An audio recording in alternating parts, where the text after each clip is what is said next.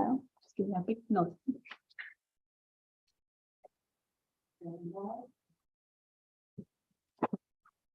Okay, hi everyone. Welcome to this week's Earth Science Research Group seminar. My name is Janine Kavanagh, and I'm delighted to introduce our speaker for today, Dr. Pete Rowley. So Pete did his MSci Geoscience degree at the Royal Holloway University. He then did a PGCE at Brunel, and where he then taught for several years. He then came back into academia to do a PhD on pyroclastic flow dynamics at Royal Holloway. He then stayed at Royal Holloway to do a postdoc with Dave Waltham, but this time on turbidites. And so, yeah, already kind of crossing the volcanology, sedimentology fresh there. He then went to France as a postdoc fellow at the Laboratoire Magma Volcan, Blaise Pascal University. He then came back to the UK as senior scientific officer at Portsmouth University, where he was running the rock mechanics laboratory. He then moved to Hull, so Pete's been around a bit, the big explorer, as a teaching fellow at Hull University.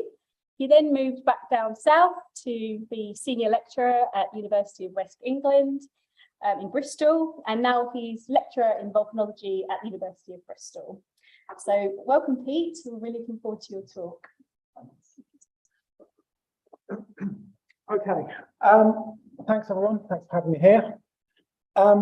What I'm going to try and do this afternoon is maybe give you a bit of a position piece on where I would like volcanologists to be. And I know there's not a lot of volcanologists necessarily in here, but I know there's some sedimentologists in here, and I know there's some people who play around with rocks more generally. So while I'm talking about volcanologists, actually any of you who go out into the field and encounter volcanic rocks hopefully can take something from this, because we have a problem. There we go. So I will say quite a bit of the stuff I'm presenting this afternoon isn't just my work. It's actually a lot of the results I'm showing you are pieces of work or slices of projects that a number of PhD and master students have worked on alongside my main collaborators, Becky and Natasha, and Brittany and Nick over in Boise. So on the right here, you can see Nemi and Tom. Nemi's one of our current PhD students, and Tom is a recently, or not quite completed MRed student. Both of them standing next to this piece of flume equipment here. We'll talk about that in a little while. Now, hopefully scraping back to undergraduate earth sciences, you might recall these bedform phase diagrams. And for Newtonian fluids, for rivers, for streams, for shallow ocean currents, we've got a pretty good understanding of what flow conditions produce what sedimentary structures. And these are widely used and have been widely used for a very long time now to be able to go into the field and look at a set of deposits and say, well, I know exactly what the water depth was, what the velocity of the water was, what we can say about this deposit and the processes that formed it. And that's a beautiful place to be. That isn't the place we are with volcanoes. So this is just an example of what we have in the traditional Newtonian. This is a submarine turbidity current, so it's all water lane, really relatively straightforward system to understand. And we can look at the structures that are formed and say all sorts of things about the two-dimensional and three-dimensional properties of this flow. In volcanic systems, we don't have water as our transport medium. Instead, what we tend to find is everything from landslides and rockfalls to lahars, where we have very high ash and mud contents carried in water, but those sediment contents are so high, actually, these flows become cohesive and non-Newtonian. We also have pyroclastic density currents. So these are ash-laden gaseous flows, but within them we have more dilute and also much more concentrated layers which behave more like granular fluids, which again, non-Newtonian, not easy to understand. And we've also got lava flows, which again, non-Newtonian, difficult things to work with. And within all of these different types of deposits, it's a theme I'm going to come back to, actually the types of deposits they're putting down and the mechanical properties of those things are all strikingly different and can be strikingly different even within a particular group of sediments. So we can have deposits from lahars which are indurated and hard and really rocky, and we can have some that are powdery and ashy and fall apart really easily, for example. So just to give you get you in the flavor for a bit of volcano sedimentology, here's a lovely sequence of airfall deposits in Tenerife. So we've got simultaneous formation of a scoria cone forming these black layers with a big explosive eruption about 10-15 kilometers away, which is simultaneously putting down these layers of white silicic pumice. So all interbedded, beautiful stratigraphies, relatively straightforward.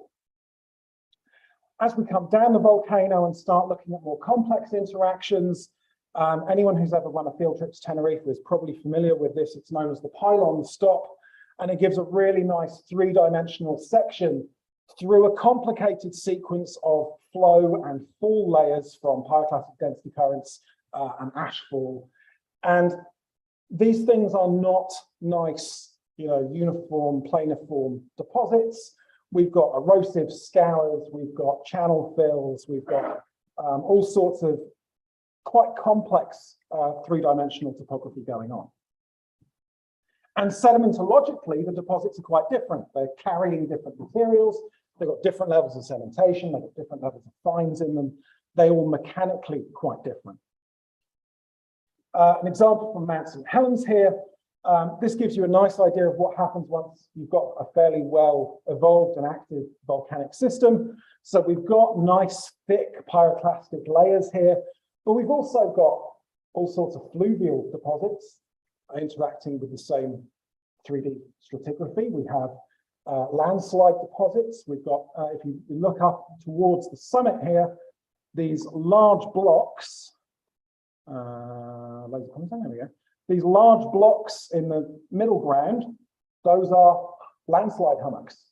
So we've got in a fairly short distance here, a really wide variety of different sedimentologies just on the surface. And this isn't just a problem at kind of at-crop scale. If you start looking at wider volcanic systems, you have an entire stratigraphy of quite complex interactions. We can have multiple source locations, so we can have overlapping stratigraphies flowing from different directions. All of these from perhaps different flow processes, from different eruption phases, which have different durations and are produced from different materials. But when we really start looking at these deposits, there's some really cool things in here we can start to take information from. So there are beautiful crossbeds to be found in pyroclastic deposits. Dune forms, crossbeds, ripple structures. These are all relatively easy to find in volcaniclastic sediments. So we've got dunes here at kind of tens of meter wavelength scale and meters of amplitude. We've got these dunes here that are capturing a totally different sedimentology below the dune interface, with wavelengths here again of tens of meters and amplitudes of meters. Here's one from Colle Albani in Italy. So we've got really kind of steep, in a hydraulic setting, these would probably be called shoot and pull structures. Shoot and pull has all sorts of weird connotations of what your flow is like in a Newtonian system. So we try and avoid that terminology in pyroclastic settings, but we have a variety of bed form shapes, sizes, and scales that are equivalent to what we see in the Newtonian system. We also get standing waves. So here's another one from Colle Albani, and you might just be able to see we have a sequence of standing wave bed forms exposed in this outcrop here. And let's not say that volcanologists aren't doing any sedimentology at all. There are some beautiful examples of people doing really good sedimentology, but it's not necessarily very widespread. So here's a lovely example of some sedimentology with nice strat logs and some beautiful cases of people doing a really careful job. And there's even cases of people describing bed form structures really well. So this is a really nice example. We've got the dimensions, the wavelengths, the amplitudes, lee face angles, stoss side angles. It's really, thorough description of bed forms. So I'm going to start off by saying we can do it. We can do it well. The problem is, most of the time we don't. Okay, so just the first 4 or 5 examples I found going into my Mendeley collection, going ripples, dunes, crossbeds, seeing what turned up. And this is literally the only mention of these words in these papers. They mention the fact they've seen dunes. There's no record of what those dunes looked like. How big are they? What's the amplitude? What's the wavelength? What kind of angles do they have? And without any of that information, and certainly without any of this information paired with grain size data, these tell us nothing. This is useless observation. Anyone wanting to use this has to go back to this site, find the thing, and do the actual measurement. So this is the problem. And this isn't just a problem of specific locations within a deposit. We've seen those people have seen a pyroclastic density current deposit and gone, it's got dunes in it. Not only have they not recorded the fact that dunes have sizes and shapes, but actually they've not recorded where in that deposit these things are. And this is a big problem because pyroclastic density currents are spatially incredibly variable in terms of where they deposit, because the eruptions that form them are temporally variable.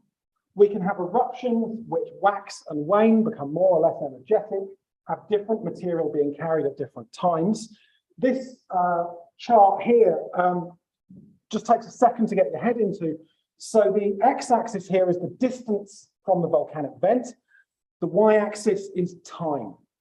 And what this is trying to show is the different depositional conditions as you move away from the vent through time for an imaginary PDC, for an imaginary pyroclastic density current. So through time, we can have a current which waxes and wanes and changes the nature of its deposition at any given point on the flanks of the volcano. So recording the fact you've got dunes in one location, if you know the location, okay, if you don't know where the location is relative to the vent or how it relates to where dunes are later or earlier in the sequence, again, you're missing information. You're not able to interpret it particularly usefully. And these waxing and waning trends result in a further complication in the stratigraphy, because it now means we've got erosive scours. It means we've got systems within this deposit where we have to assume we've lost material. And this does occur elsewhere in the sedimentological record, but I would say in volcaniclastic sediments, it's probably more endemic than you see it in other systems. And I think sometimes that gets missed. And often what we see in the field, we see a sequence of deposits and go, oh, well, these are all separate flows. And actually, there's a real question about whether these separate flows are actually just different pulses of the same event with erosive scours in between. That means that for any current, we have a proximal record and a distal record, which are different. So an example here from Natasha Smith's work looking at the Porous unit in Tenerife. So the proximal record for this event is about 30 meters thick at the Caldera wall. We've got a sequence of events that can be recorded, waxing and waning phases and big blocky units being chucked out. And if we go to the distal record, this is Richie Brown's work, nearly 20 years ago now, which shows not only is there a distal difference, but actually laterally across the deposit, across the southeast flank of Tenerife, that record looks different in different places. So we have lateral and proximal distal variation. And that lateral variation is just to demonstrate it's not just a case of that porous ignimbrite, it happens all over the place. This is a frequent problem.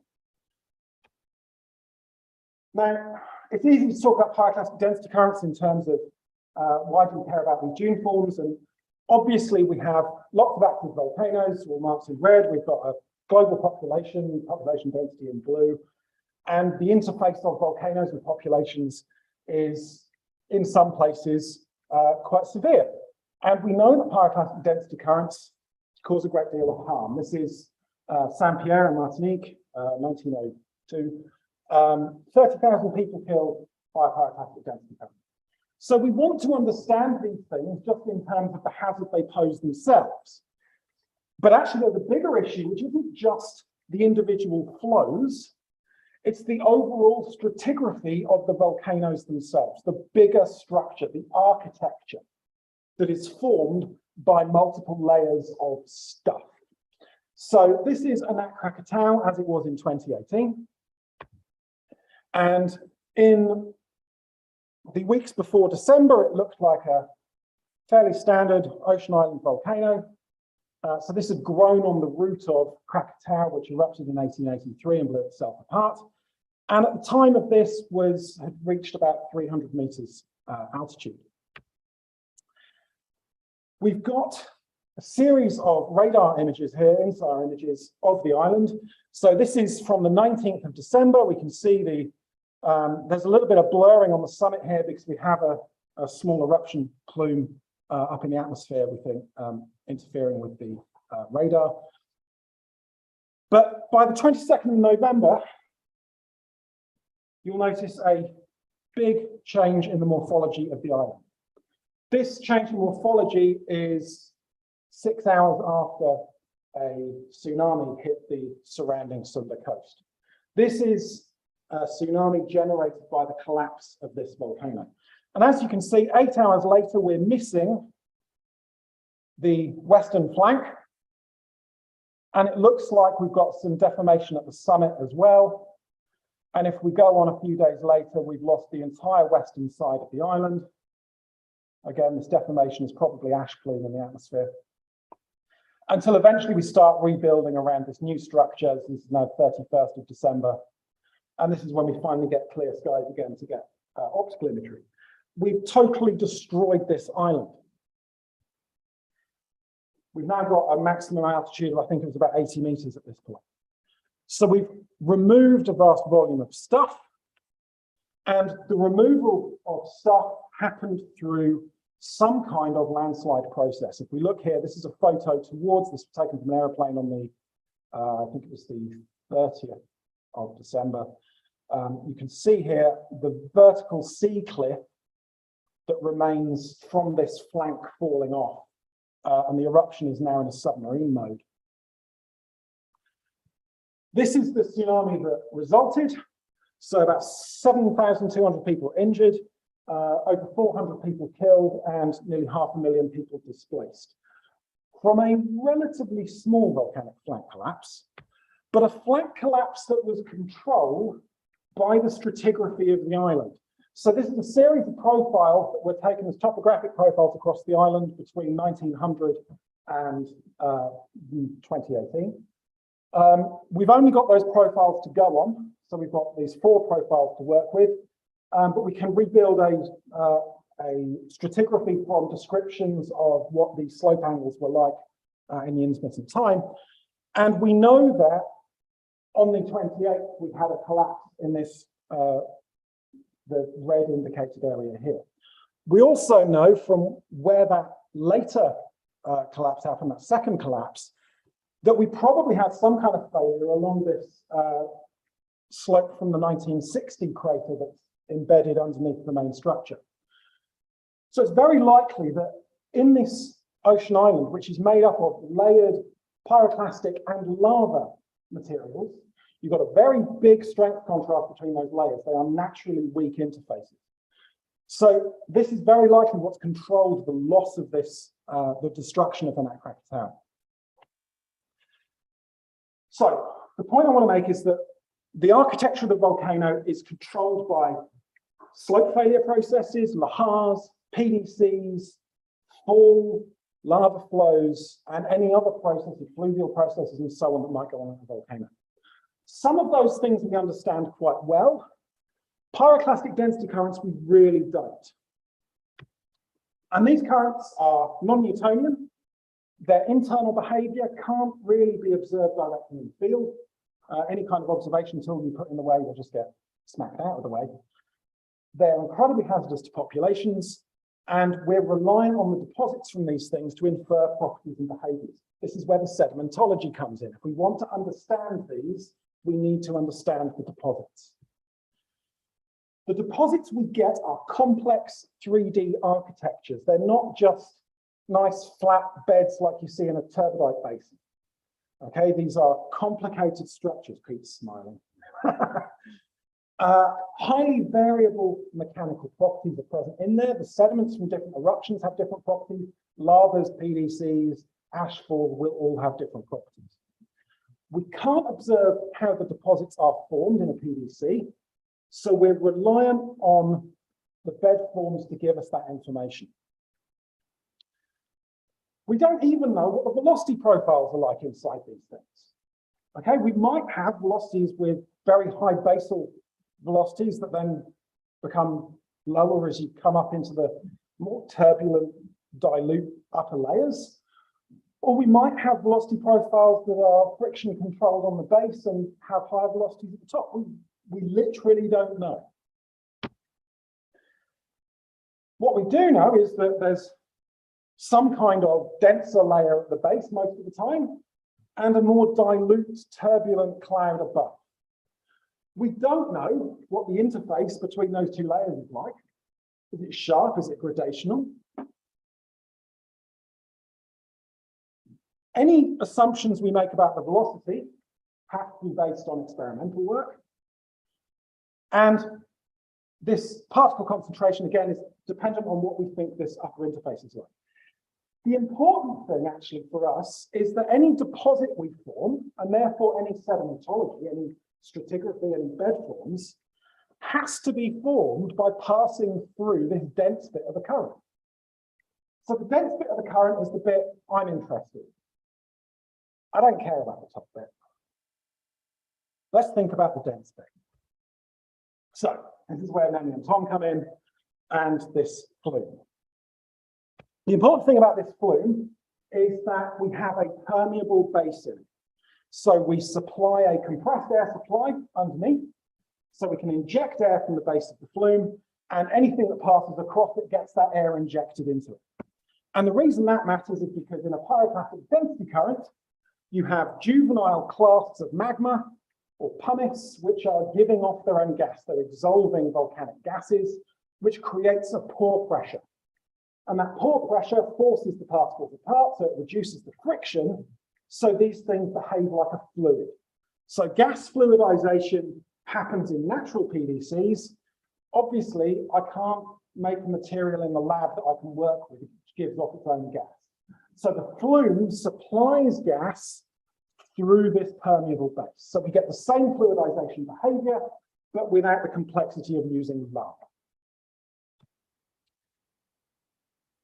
And in terms of the materials we're using, well, we're using granular materials. We're using quite often sand or bead materials. In the dilute, turbulent, throwing the sand around in the air scenario, we're in a kind of kinetic theory granular flows. We can model the movement very easily because actually it's controlled by the fluid, it's controlled by the gas. The gas is Newtonian, that's fine, we can deal with it. When we're in the dense, compact, solid phase, and it's just sand on the ground or a pile of beads, it behaves in a solid mechanicsy way. We can describe that as quasi-static, and again, we can kind of do the physics there pretty easily. The problem comes in this gas fluidized regime, where we've got contact friction, which is sometimes okay, sometimes not there at all, sometimes quite strong. We have clustering of particles, we've got different sizes of particles, this all gets very complicated very quickly. And this transitional regime we're dealing with in fluidized granular flows, essentially we don't have a physical description for. We've got some physical models that sort of describe some of the behaviors, but they don't work very well all the time. So experiments are really the only tool we've got. So let's just see if we can get this to work. There we go. So this is an example of an experiment I ran a few years ago. So this is using a fine powder material. This has been slowed down about 50 times. And you can see here we're pouring this sort of very, very fine bead material, less than about 45 microns diameter. And you can see we've got this turbulent cloud of stuff rushing over the top, which I don't care about. The more interesting thing is the dense layer at the bottom, which is forming quite a coherent, separate layer to the turbulent one, with all sorts of cool sloshing waves and very, very fluid-like behavior. So we're pretty confident we're capturing the fluidized behavior we see in PVCs. And we're capturing quite complex behavior with the movement of material between upper and lower layers of the flow.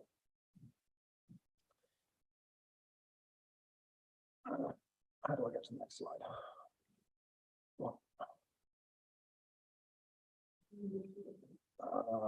on. Oh. There we go. Sorry.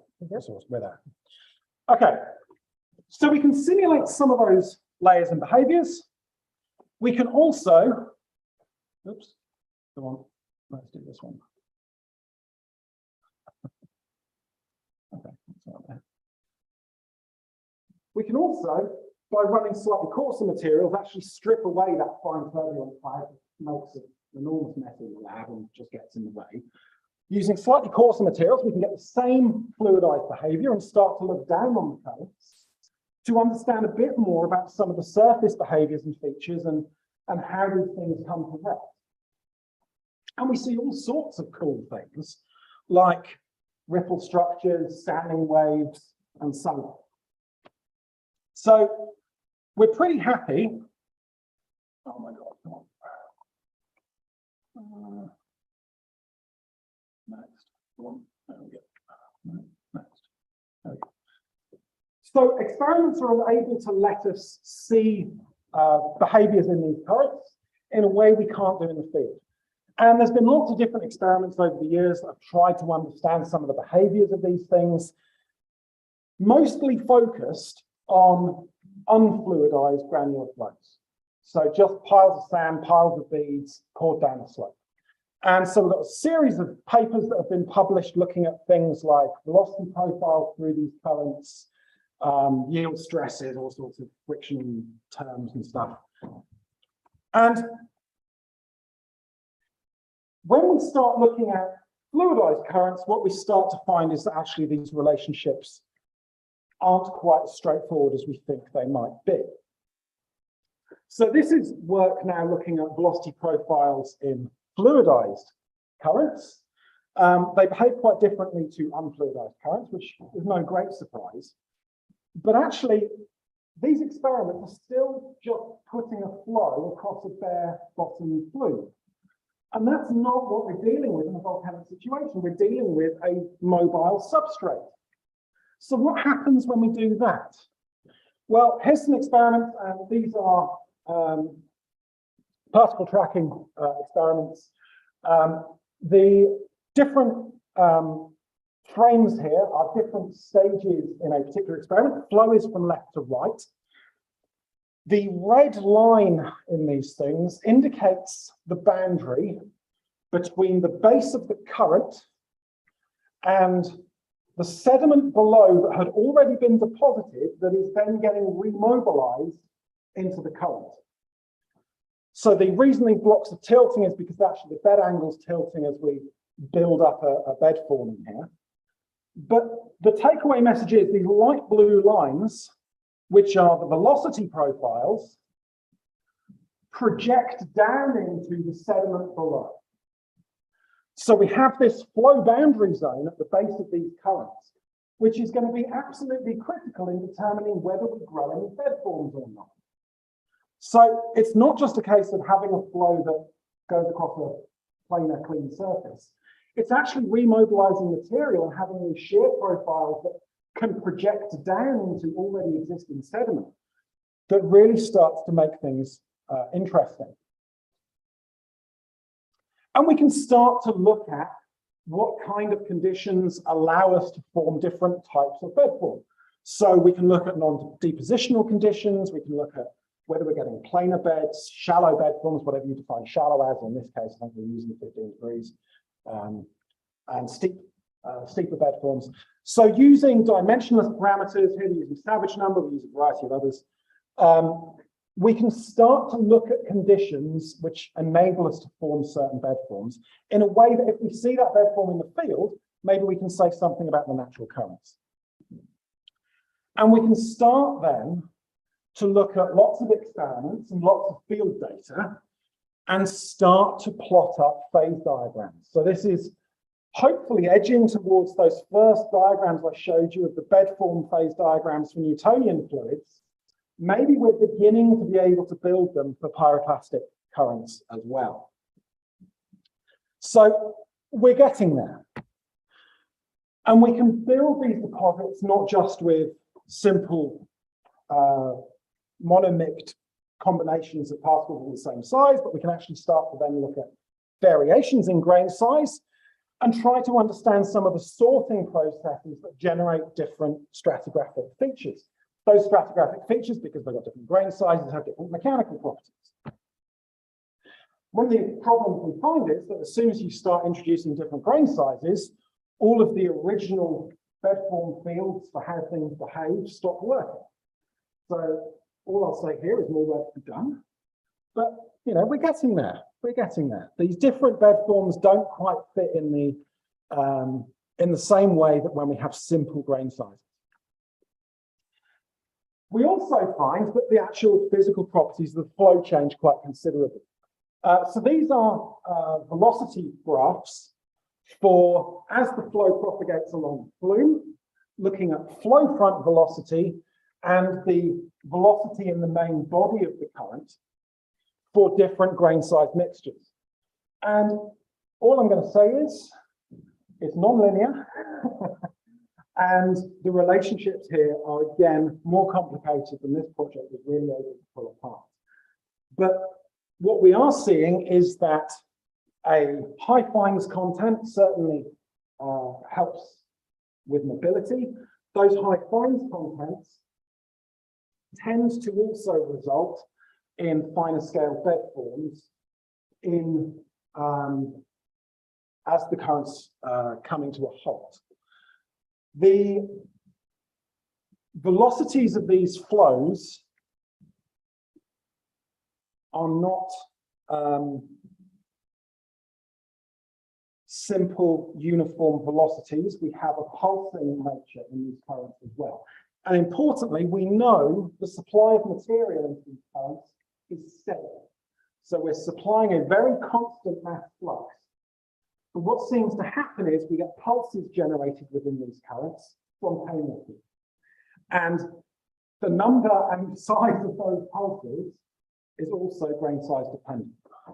So the grain size contribution and the grain size distribution of the material we're using is having massive impacts on the behavior of these experiments. And again, I'm just showing you that. I'm saying we haven't got there yet. It does allow us to start forming deposits and think about processes like grading. So inverse and normal grading of material in pyroclastic deposits is really common, and we're able to reproduce it in these experiments. So we can reproduce deposits that look quite a lot like what we see in the field, and we get grading in locations and situations that seem to tally with what you'd expect in the field. And we can use image analysis with these experiments to really understand what's going on. The other thing we've started playing around a little bit with is the effect of cohesion. Lots of the experiments you look at with this stuff, everyone's been using ballatini, little silica spheres, because they're really easy to use in the lab.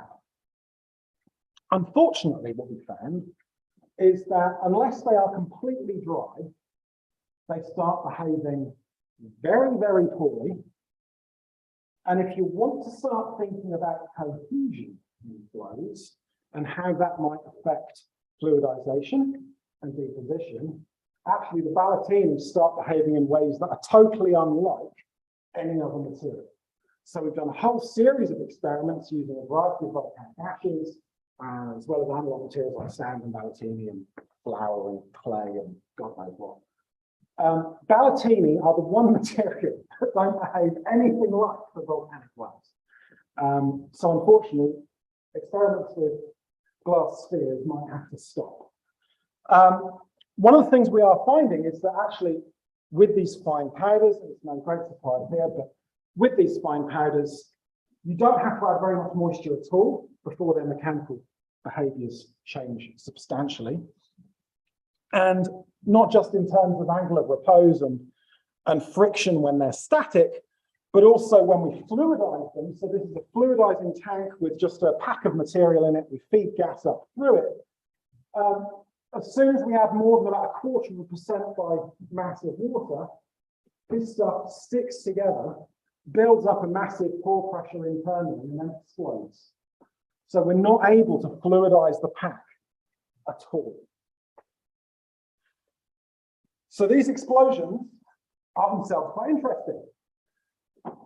Elutriation, or the removal of material from low down in the sediment pack to higher up, is something we know happens in pyroclastic deposits quite a lot. The ability of really low volumes of moisture to do this is quite interesting. So this is a phreatic crater at Mount St. Helens. This is part of the 1980 deposit following that eruption. And in the weeks and months following this deposit being put down, dozens of these phreatic craters appeared as groundwater infiltrated into the deposits, heated up with the hot pyroclastic material, and then blew out the stuff. And there's been lots of discussion about what might be causing enough pressure to build up for this to happen. I think the answer is simply a little bit of moisture.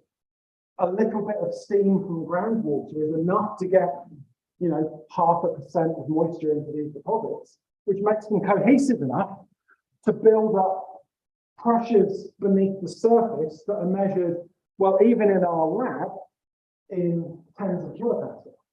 You start doing that with a tens of meters thick deposit, and you're able to build up much higher pressures, much more easily. So cohesion is something we're starting to look at much more seriously. But really, just to come back to this wider architecture problem, the strength of these materials, the way they're behaving, the 3D complexity of how they're all arranged is a much, much bigger problem than I think a lot of field observation of deposits has really started to worry about.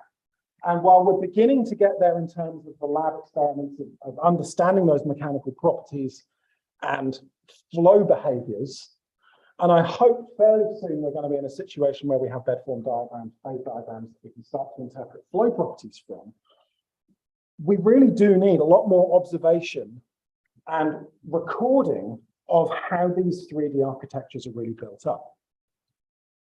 Because it's not just about the risk posed by the flows, or the risk posed by the landslides, or the flank collapses, or the tsunamis. It's also about the rebuilding afterwards. We have a hugely spatially variable set of sediments being put down. And once something like this happens, yeah, okay, we knock these buildings down, then we have to put some new ones in. And we've got to put in the new road network and the new bridges and the new water system. And all of that needs to be done in a way which isn't vulnerable to either the next eruption or the subsidence, collapse, creep, failure of the materials they've just built it on. And there's not that much geotechnical work going on in developing countries around recently erupted volcanoes. Okay, this stuff gets cleared and gets rebuilt on almost without fault. There's plenty of cases where things like bridges have been built, knocked out by a flow, rebuilt, collapsed under their own weight, rebuilt, knocked out by a flow. It's an ever-repeating cycle of pointless expenditure and risk.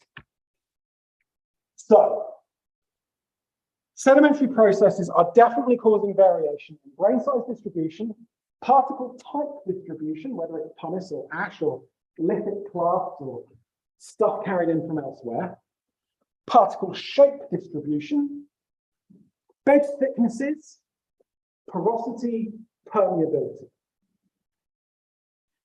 All of that leads to a range of properties. Now, just in very, very simple terms, we can think of things in terms of soil mechanics and rock mechanics. Soil mechanics, weak stuff, 0 to 0.1 MPa cohesions, less than 5 MPa UCS strength. We've got lots of, really dainty little lab equipment for exploring those properties. We've also got rocks, nice, solid, hard things we can rely on. High strengths, high cohesions, big, bulky bits of equipment we can really, test them and break them with. Unfortunately, volcanic sediments are not only very variable and clearly cross into both of these extremes, but actually they sit in this awkward middle ground where our geotechnical preparation and methods are actually not that hot. Soil testing doesn't work because a lot of these materials get a bit too strong for these little desktop machines. And actually the big rock testing machines are way too powerful to deal with some of the fragility that we find in some of these stronger volcanic sediments. So we're sitting in quite an awkward area where we don't have a good grasp of actually what the geotechnical potential of some of these materials is. We've also got one final problem, which is alteration. Volcanic sediments are made up of ashes, of essentially magmatic glass. We've got solid clasts of older material in there. We've got a huge amount of porosity very often. We've got often high temperatures, so we can indurate these sediments, we can bake them. They're going to compact over time. We're going to have chemical alteration by zeolitization. That might bond things together. It also might mean you're putting in soluble minerals or insoluble minerals. We can have comminution and fragmentation if you've got cars going over things or people walking over stuff or breaking down the grain size. We can have cementation effects. We can have infiltration by groundwater. We can have hydrothermal alteration. So this 3D complexity in deposits we've already got is now getting altered through time. So we've now got 4D alteration of these deposits in ways that aren't just, oh, it's all going to weaken at this same rate. Some of these might strengthen the deposit. Some of them will weaken it. Some of them will weaken it in different ways. So we've got a lot of problems. So, in summary, bed forms are great. They exist in deposits. Some people see them. I wish people would make better records of what they look like. The records in those bed forms deposits are sparse and often lack detail. Experiments are beginning to unpick the current and bed form relationship, but we are a long way from done on that. We need a lot more field data. We need a lot more experimental data. Volcano stratigraphy is more than just flow hazard modeling. We've also got all the slope failure stuff, blank collapses, and we need to be thinking about engineering and reconstruction. We've got a really, really poor grasp on the magnitude of variability across these deposits, and not just across them, but through them, along them, and how those evolve through time.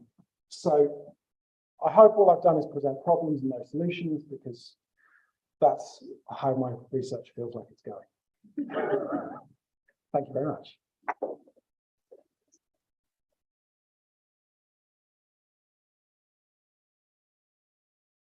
That was brilliant. Thank you very much, Pete. Do we have any questions from either our physical or virtual audience? Oh, hang on, right. So we might need to repeat the question because I'm not sure this works.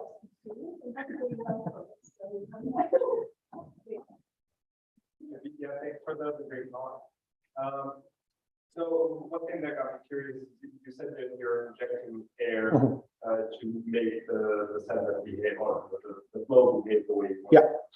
So how do you, and you also mentioned that we know nothing about the real flows and what's going on while they're flowing. Yeah. So how do you determine how much air you put in so that you get a behavior that's realistic? Okay, so how do we get enough air into the currents that behavior is realistic? It's a great question. In single grain size mixtures, actually, we understand how much gas you need pretty well. It's been a very well studied problem because gas fluidization is used in industry a huge amount. Because rather than having conveyor belts, you can just have a very slightly tilted slope for a powder, inject it with air, and it makes its own way down to the end. So industrial fluidization has been very, very well studied. What they don't care about is big grain size mixtures or deposits. In fact, they don't want deposits. So what we tend to do is, what my flume does, is it has multiple chambers that we can supply different gas pressures to. And we can provide a flow rate in the initial chambers, which ensure everything's fluidized and moving nicely. And then we can reduce the supply of air so that the thing gradually defluidizes and comes to a halt. Now, the problem we've got is that in a natural PDC, where maybe you've got a flow that's meters thick and is chucked full of fines of sub 20 microns, the pore pressure diffusion is really slow. So those things can stay fluidized for certainly enough time to travel for kilometers, and the deposits themselves remain partially fluidized for weeks afterwards because the gas just can't permeate through very well. In our currents, we're using coarser grain sizes, so they defluidize more quickly. So we find ourselves in a situation where essentially we're still supplying a bit of air just to allow it to come to a halt as slowly as we can to preserve height length ratios essentially of the deposits. Yeah, there's a lot of fine tuning to get the kind of behaviors we need, but it's as close as we can get to simulating real behaviors. Scaling of these experiments is not straightforward. It is what it is.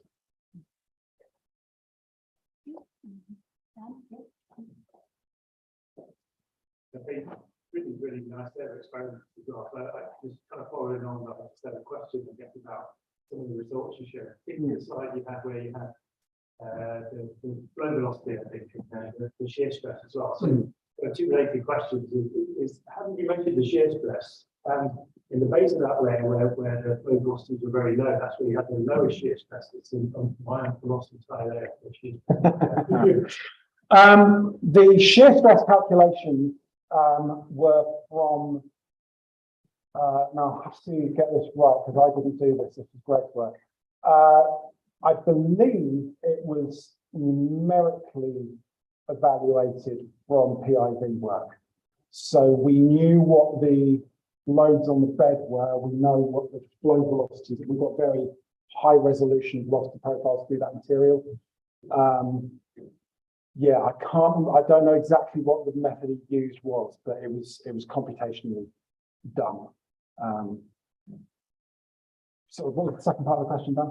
So just where you had very, very shear stress. Yes. That was in the kind of almost the static part. Yeah. The lower part of that. Yeah. So, I was usually I would have assumed that the lower shear stresses are that's going to be really good. Yes. So it comes back to me. The system he was using was law of the wall, which is what's used in turbidity current modeling for doing the same thing. Essentially, this was an attempt to see if the law of the wall assumptions for shear stress and frictional contacts in turbidites could be applied to granular flows.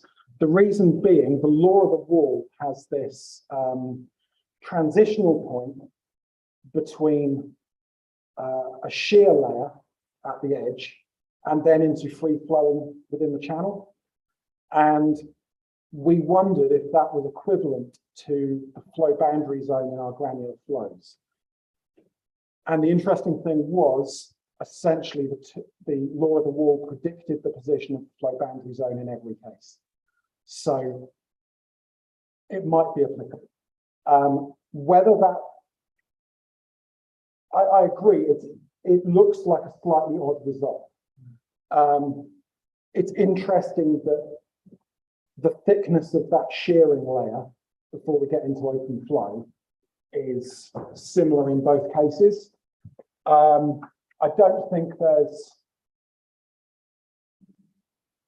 another way of numerically reaching those answers without the assumption that law of the wall works, which is why we did it. I can't answer to whether it's real or not. That interface between the loose sediment and getting up into the current itself is temporarily really unstable. So any slight pulsing in the current changes the nature of that and the thickness of that interface quite rapidly. So I think if you were to analyze it, if you were to try and measure it, unless you are sampling at some ridiculous sampling rate, I don't think you get anything other than nonsense numbers out of even a measurement, because the conditions there change so rapidly. Yeah, it's an interesting problem. I don't know the answer to it. I don't come with answers, only questions. Well, yeah.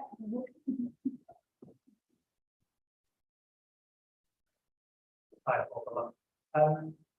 so I mean, bottom down, with the shear velocity, it's the rate of movement of an overlying layer of an overlying over its the underlying layer. So I guess you've got lots of layers in that. It's sort of just a strictly going out the pressure. You've got the kind of your granular unit, which is internally shearing. Yeah. So I'd be thinking, well, it might be likely that you get lower shear velocities there because actually you can get this high value because the unit moving, they're moving slightly past one of the fairly slow rates. Yeah. But that's the comment I was. Well, yeah, it's a good comment. The issue becomes in a fluidized system, actually, in an ideal fluidized system, you have no contact between the layers. If you've got enough fluidization, essentially they're just totally overpassing and not really interfacing or interacting with one another at all. And in some places, that is going to be the case. Across the whole bed, certainly not. But yeah, the relationship between the shear velocity and the shear stresses that are being applied in a granular fluid, yeah, you can idealize it as separate layers.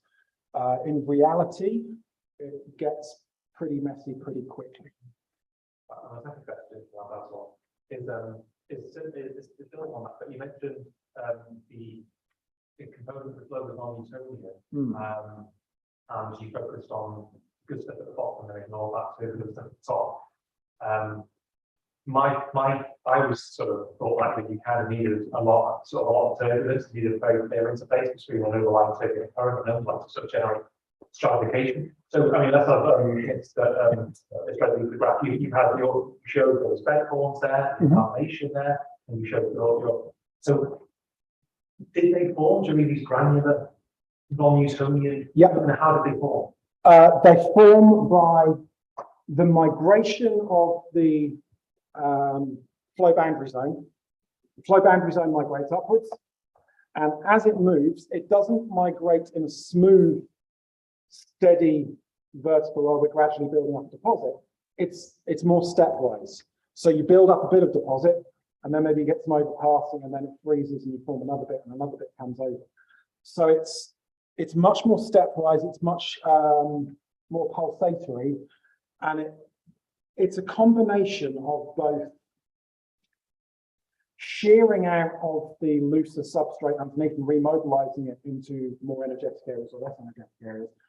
But also you have material which essentially goes up a slope, loses its energy, and once it's dissipated a certain amount of energy, it just has to come to a halt. So you build architectures that look like bed forms that probably wouldn't traditionally be thought of as bed forms because they're just shaped deposits.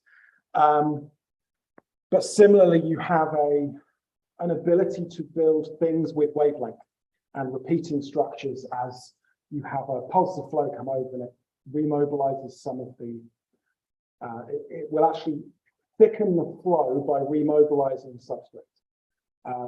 It's a very different process to what you see in your traditional raining out of sediment from a turbidity current or whatever. It is a different process. It sounds to me that they're much more happy. Yeah, yes, although, you know, we see ripples and dunes in PDCs that are tens of centimeter scale. The assumption had always been that if you saw cross-bedding, it was from a turbulent PDC. And it was always described as, you know, surge deposits, which was the idea of this turbulent cloud shooting out in front of the denser flow. And actually, the more we look at things that are definitely from dense currents, we are finding bed forms that everyone would have previously gone, oh, this is a surge. So this idea of pyroclastic flow versus pyroclastic surge is pretty outdated. There's still a lot of people who will use that terminology. And I think the assumption that bed forms are from turbulent currents has had its day. There's no doubt that there are turbulent clouds from volcanic flows that form bed forms. Absolutely no doubt about it. But we're getting them in the dense currents as well. And there's no question that some of these are dense. Some of the stuff we see in Colli Albani, the material in Colli Albani is, it's almost scoria. The particles are incredibly dense. There's nothing finer than about 300 microns. It's incredibly coarse. There's no way it could be a turbulent suspension. It just couldn't be. So it had to propagate as dense flow, and it's filled with bloody bed forms all over the place, and standing waves and ripples and God knows what. So yeah, complicated.